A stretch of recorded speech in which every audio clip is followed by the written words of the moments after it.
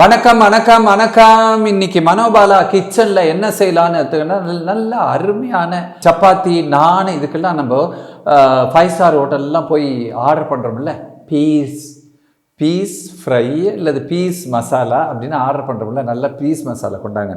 அந்த gravy item அந்த gravy item நம்ம பண்ணலான்னு ஒரு ஐடியா. ஏன்னா இதெல்லாம் வந்து நம்ம ஊர் ஐட்டம் கிடையாதுங்க, இது எல்லாமே நார்த் இந்தியன் டிஷ்ஷு. அதனால் கொஞ்சம் இந்த பட்டை லவங்கம் இந்த மாதிரி மசாலா ஐட்டங்கள் சேர்றது வந்து ரொம்ப இருக்கும். நம்ம ஊர்லன்னா இந்த கூட்டு ஐட்டங்கள் தான் நிறையா இருக்கும். இந்த மாதிரி கிரேவி ஐட்டங்களுக்கு மசாலா ஐட்டங்கள் நான் கொஞ்சம் ஜாஸ்தியாக தான் சேர்ப்பாங்க. அதனால் என்ன, என்றைக்கான ஒரு நாள் நம்ம சாப்பிடும்போது நாக்கு ருசியாக இருந்தால் நல்லது தானே. இப்போ அதுக்கு தேவையான பொருட்களை பார்க்கலாம்.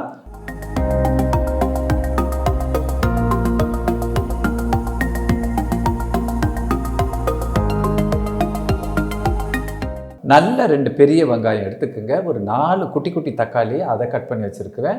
அடுத்தது ஒரு 2 இன்ச்சு இஞ்சி அண்டு ஒரு 10லேருந்து 12 பல் பூண்டு. இதை என்ன பண்ணணும், நல்லா அரைச்சி ஒரு அருமையான பேஸ்ட்டாக எடுத்துக்கோங்க. இது இந்த பக்கம் வச்சுக்கோங்க. இப்போ வந்து அப்புறம் வழக்கம் போல் எண்ணெய் வைக்கிறோம், பே லீஃபு போடுறோம், ஏலக்காய் லவங்கம் பட்டை எல்லாத்தையும் போட்டு ஃப்ரை பண்ணிவிட்டு அதுக்கு பிறகு இந்த கிரேவியை போட்டுட்டு அப்படியே ஃப்ரை பண்ணி அந்த பச்சை வாசனை போன பிறகு அதில் மஞ்சப்பொடி, தனியாத்தூள், காஷ்மீரி சில்லி பவுடர் அது போடுங்க. அது போட்டுட்டு அதுவும் சேர்ந்து நல்லா அந்த பச்சை வாசம் போகிற அளவுக்கு நல்லா ஃப்ரை பண்ணி முடித்த பிறகு அடுத்தது நீங்கள் என்ன பண்ணணும், இந்த பீஸை எடுத்து அதில் கொட்டணும். அந்த பட்டாணி எடுத்து கொட்டிட்டு அதோடு சேர்ந்து அது ஃப்ரை ஆகணும். ஃப்ரை ஆகிற போது நீங்கள் வந்து கரம் மசாலா ஒரு ஸ்பூன் போடணும். போட்டிங்கன்னா ஒரு சூப்பரான பீஸ் கிரேவி உங்களுக்கு கிடைக்கும். இறக்கும்போது கொஞ்சம் கொத்தமல்லி, கொஞ்சம் புதினா கூட நீங்கள் உங்களுக்கு இஷ்டம் இருந்தால் சேருங்க. 2த்தையும் சேர்த்து இறக்கினா நல்லாயிருக்கும். முக்கியமாக இதுக்கு தேவையானதில் வந்து உப்பும் எண்ணெயும் சொல்ல மறந்துட்டேன். அதனால் உப்பும் எண்ணெயும் கண்டிப்பாக சேவை. ஏன்னா அத்தியாவசிய சமையல் பொருட்கள் அது இருக்குங்கிறதுனால நாங்கள் சொல்ல விட்டுருவோம். அது ஏன் சொல்லலைன்னா கேட்காதீங்க. இப்போ செய்ய ஆரம்பிக்கலாம் வாங்க. ஆயிலை ஊற்றியாச்சு. இதில் ஆயில் சூடாகிடுச்சுங்க. இப்போ இந்த 2 பே லீஃப் போடுங்க. பட்டை, லவங்கம், ஏலக்காய், இது பாருங்கள் 2 சீரகம். இப்போ இந்த கிரேவியை போட்டுருவோம். இந்த அரைச்சல்ல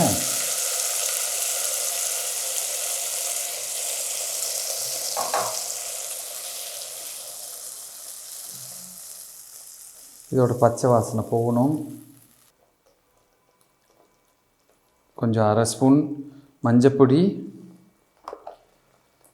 தனியாத்தூள் 1/2 டீஸ்பூன், காஷ்மீரி சில்லி, இதுதாங்க அந்த கலருக்கு கிரேவிக்கு கலரை கொடுக்குறது. அது 2 ஸ்பூன் போடுங்க. கரம் மசாலா கடைசியில் போடணும்.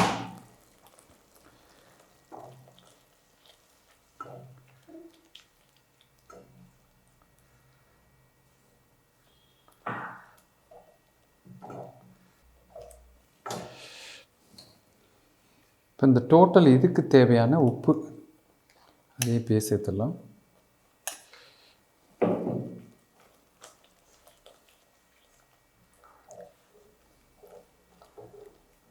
கொஞ்சோண்டு 1/4 டம்ளர் தண்ணிங்க. இந்த தண்ணி வந்து உங்களுடைய இதுக்கு தான், அதாவது உங்களுக்கு எப்படி வேணும் அந்த கிரேவிங்கிறத பொறுத்து தண்ணி சேர்த்துக்குங்க.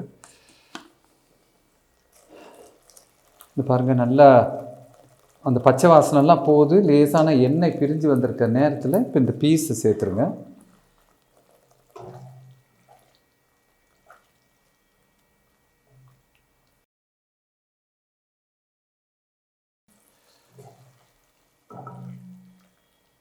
இது எண்ணெய் பிரிஞ்சிச்சு. கொத்தமல்லி கொஞ்சம் போடுங்க, புதினா வேணுன்னா போட்டுக்கோங்க கொஞ்சோண்டு. நான் போடுவேன், ஏன்னா மருத்துவ குணம் கொண்டது. இதோடு சேர்த்து கொஞ்சம் அதுவும் வேகட்டும்.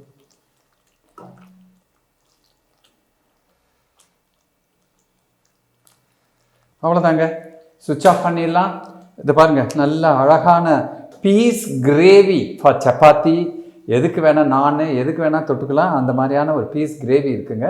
கண்டிப்பாக நீங்கள் இதை டேஸ்ட் பண்ணி பாருங்கள். மீண்டும் இன்னொரு டிஷ்ஷோடு உங்களை சந்திக்கிறேன். டில் தென் விடைபெறுவது மனோபாலா.